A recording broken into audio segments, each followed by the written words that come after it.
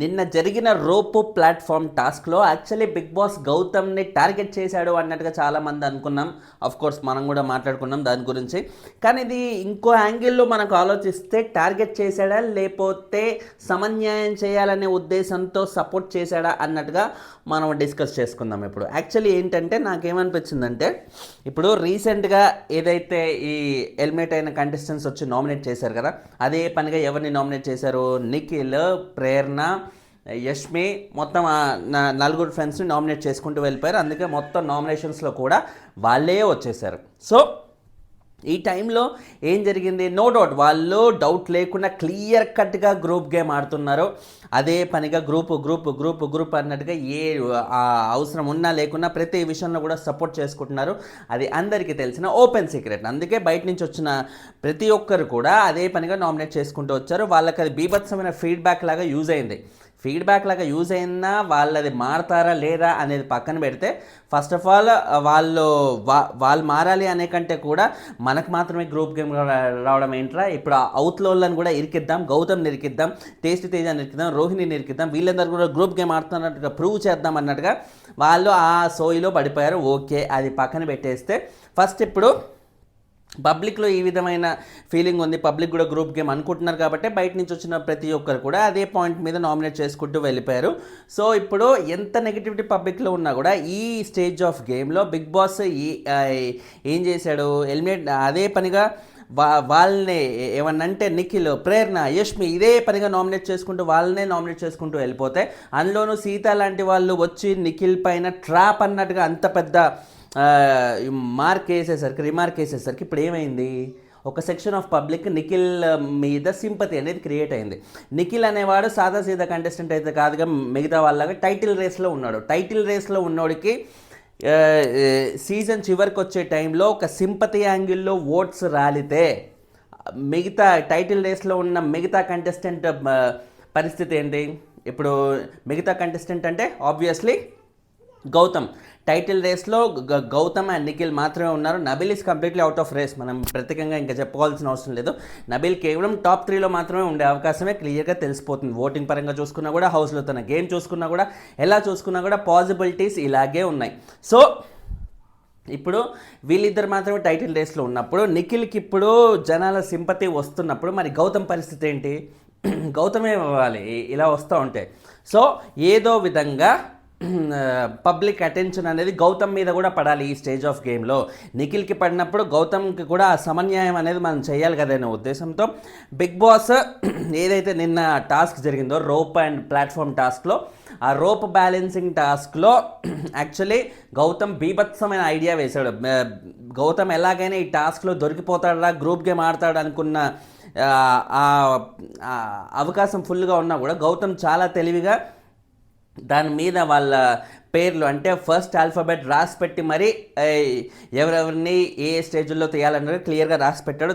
అలా అది తను ఏదైతే రాసి పెట్టాడో అదే విధంగా కూడా తీయగలిగాడు. వాళ్ళందరిని ఒక్కొక్కరిని డిస్క్వాలిఫై చేస్తే the end of the day Teja last వచ్చాడు కాబట్టి తేజ ఆ టాస్క్ పరంగా ముందుకెళ్ళాడు అన్నట్టుగా అయితే అనౌన్స్ చేయాల్సి వచ్చింది. సో తను క్లియర్గా ఎలాంటి ఫేవరిజం చూపించలేదు, గ్రూప్ గేమ్ ఆడలేదు అని ఖచ్చితంగా అపోనెంట్స్ గౌతమ్ శత్రువులైన యష్మి, నబీల్, పృథ్వీ లాంటి వాళ్ళే గౌతమ్ నిన్న ఆడిన విధానానికి అప్రిషియేట్ చేయాల్సి వచ్చింది. ఆ లెవెల్లో లైవ్లో ఇదంతా వేశారు. కానీ ఎపిసోడ్ పరంగా చూసుకుంటే ఇవేమీ వేయలేకపోతే అని మోస్ట్లీ ఎపిసోడ్లో కూడా విశ్వక్సేన్ ఎంట్రీ అనేది చాలాసేపు ఉంది కాబట్టి, చాలాసేపు 15 minutes దాకా ఉంది కాబట్టి ఎపిసోడ్లో ఇంకా అంత ప్లేస్ లేక అవంతా వేయలేదు అన్నట్టుగా మనం చెప్పుకోవచ్చు. కేవలం ప్రేరణ అన్న ఒక మాట, ఇప్పుడేంది గౌతమ్ ఆడేది గ్రూప్ గేమ్ కాదా అన్న ఒక్క మాట మాత్రమే వేశారు. సో ఆ ఒక్క మాట మాత్రమే వేసిన వెనక బిగ్ బాస్ ఇంటెన్షన్ ఏంటి? గౌతమ్ని బ్యాడ్ లైట్లో పోర్ట్రే చేయాలి అన్నట్టుగా జనాలు అనుకోవాలని చేశాడు. But at the end of the day లైవ్లో వేసిన వాళ్ళు ఎపిసోడ్లో మాత్రం ఎందుకు వేరు? అదే లైవ్ కదరా అంటే లైవ్ కూడా completely exact pin to pin అన్నట్టుగా లైవ్ ఏం కాదు మాస్టరు. అక్కడ కూడా వాళ్ళు కట్ చేయాలనుకుంటే there are chances to cut. చాలాసార్లు ఎంతోమంది ఎలిమినేట్ అయిన కంటెస్టెంట్స్ బయటకు వచ్చి కంప్లైంట్ చేసిన పాయింట్ కూడా ఇదే. లైవ్ అంటే కూడా కంప్లీట్ లైవ్ ఏం కాదు, అక్కడక్కడ వాళ్ళు కట్ చేయాలనుకుంటే క్లియర్గా కట్ చేస్తారు అన్నట్టుగా అయితే వాళ్ళు ఎన్నోసార్లు అనుకున్నారు.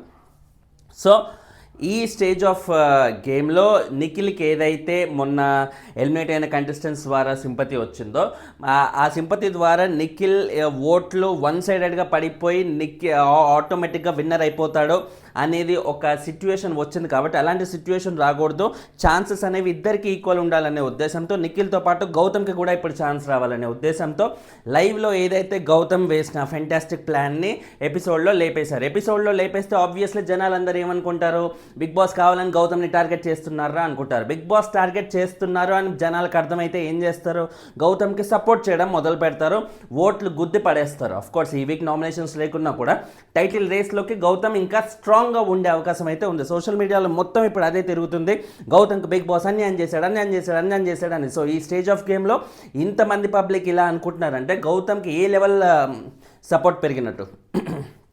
మొన్న ఎలిమినేట్ అయిన కంటెస్టెంట్స్ వచ్చి అదే పనిగా నిఖిల్ మీద పడుతుంటే నిఖిల్కి ఏ విధమైన సపోర్ట్ అయితే వచ్చిందో ఇంకా చెప్పాలంటే గౌతమ్కి ఇప్పుడు దానికంటే ఎక్కువ సపోర్టే వచ్చిందని డౌట్ లేకుండా చెప్పేయచ్చు.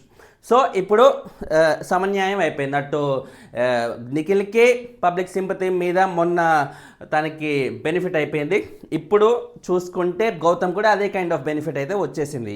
సో ఇప్పుడు సమన్యాయం అయిపోయింది అనమాట. టైటిల్ రేస్లో ఉన్న ఇద్దరికి ఈక్వల్గా వాళ్ళని ముందుకు తీసుకెళ్ళగలిగారు బిగ్ బాస్.